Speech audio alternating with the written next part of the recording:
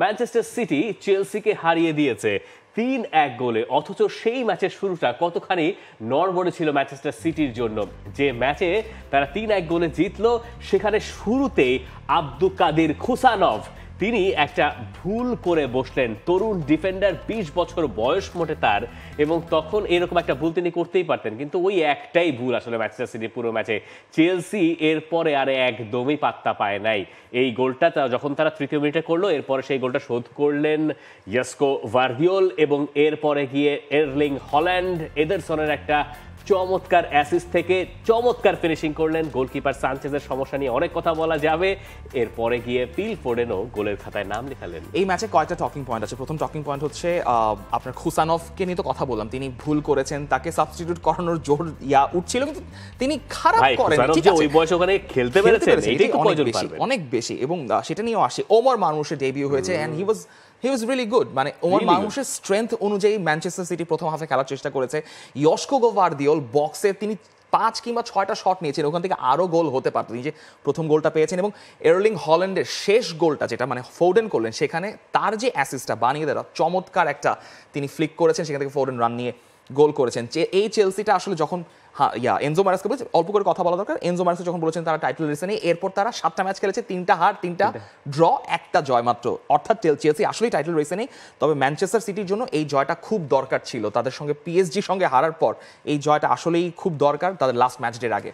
Premier লিগে তাদের ফলগুলো ভালো। এখন আপনি যদি হিসাব করেন যে শেষ 5টা ম্যাচের হিসাব, তাহলে বোধহয় 4টা ড্র, 4টা জয়, 1টা ড্র, এরকম কিছু আপনি ম্যানচেস্টার সিটি পাবেন। তো ম্যান সিটির প্রিমিয়ার লিগ ঠিক আছে, ক্লাব ব্রুজের জন্য তারা এখন প্রস্তুত হচ্ছে চ্যাম্পিয়ন্স লিগে, যে ম্যাচটা তাদের ডু অর ডাই ম্যাচ।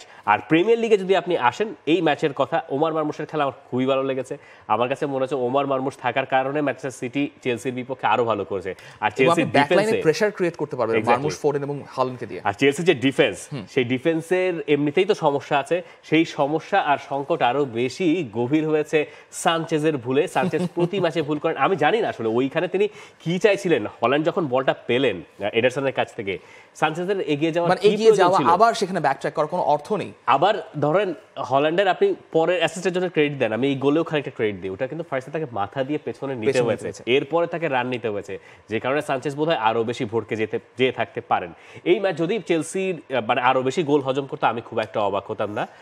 চেলসির বিপক্ষে 20 মিনিটের পর থেকে আসলে চেলসির কোনো ধরনের থ্রেটই ম্যাচের মধ্যে ছিল না, পুরোটাই ওয়াজ ম্যানচেস্টার সিটি। এক্স্যাক্টলি, শুরুটা এতখানি সহজ হয়তো ছিল না। প্রিমিয়ার লিগের পয়েন্ট টেবিলটা একটু দেখে নিতে চাই। সেখানে ম্যানচেস্টার সিটির অবস্থানের যে খুব বড়সড় উন্নতি হয়েছে এমনটা না। লিগ লিডার লিভারপুলই আছে, আর্সেনালের সঙ্গে তাদের পয়েন্টের দূরত্ব একই আছে। ম্যানচেস্টার সিটিকে আপনি 4 নম্বরে খুঁজে পাবেন, নিউক্যাসল ইউনাইটেড আছে 5-এ। এই হচ্ছে প্রিমিয়ার লিগের পয়েন্ট টেবিলের অবস্থা। লিভারপুল একটা বড় জয় পেয়েছে ইপসউইচের সঙ্গে, যেটা তাদের পাওয়ারই কথা ছিল, তাই না? এক্স্যাক্টলি, লিভারপুলের সঙ্গে ইপসউইচের ম্যাচটাতে আপনি এক্সপেক্ট করবেন যে লিভারপুল জিতবে, এবং সেটা খুবই এমফ্যাটিক্যালি লিভারপুল জিতে নিয়েছে 4-1 গোলে। হয়তো ওইখানেই আর্নে স্লট একটু হতাশ হতে পারেন যে তারা একটা ক্লিন শিট মিস করে গেছে। গ্রিভসের ওই গোলটা না হলে তারা খুব মানে ইজি একটা 4-0 গোলের জয় তারা পেতে পারতো। মানে মোহামেদ সালাহ একটা রেকর্ড এর খাতায় তিনি মোটামুটি এগিয়ে গেছেন, 7ম হাইয়েস্ট গোল স্কোরার এখন তিনি প্রিমিয়ার লিগের। তার অ্যানফিল্ডে তার 7তম গোল ছিল, অ্যানফিল্ডে তার 7তম গোল ছিল।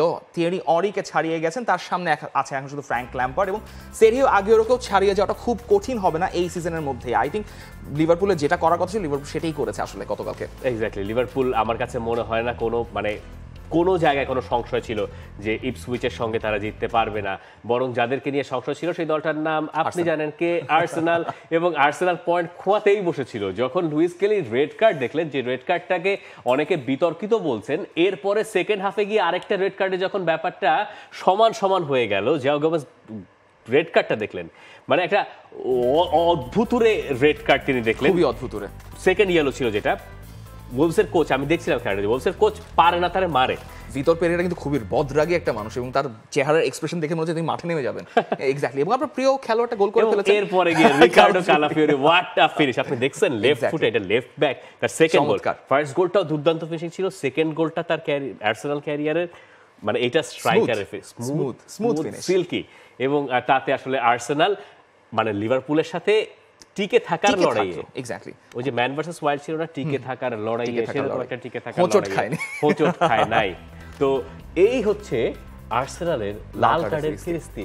আর্সেনাল এই ম্যাচগুলো থেকে শুধুমাত্র একটা ম্যাচে জিতেছে। গতকালকের ম্যাচটাতে বোর্নমাউথের সঙ্গে হেরে গিয়েছিল, আর ম্যান সিটি এবং ব্রাইটনের সঙ্গে ড্র করেছে। মানে রেড কার্ড খাওয়ার পর গতকালকে আর্সেনালের খেলার স্টাইলেও অনেক ধরনের পরিবর্তন এসেছে। তাও যে গতকালকে আর্সেনাল জিতেছে এটাই তাদের জন্য বড় একটা ভাগ্য ব্যাপার। যদিও উইলস তো আসলে রেড কার্ড দেখেছিল, সেটাও আসলে ব্যালেন্স করে দিয়েছে ব্যাপারটাকে। বাংলাদেশ প্রিমিয়ার লিগ 2025, 7টি দলের জমজমাট লড়াইয়ে মাতবে পুরো দেশ।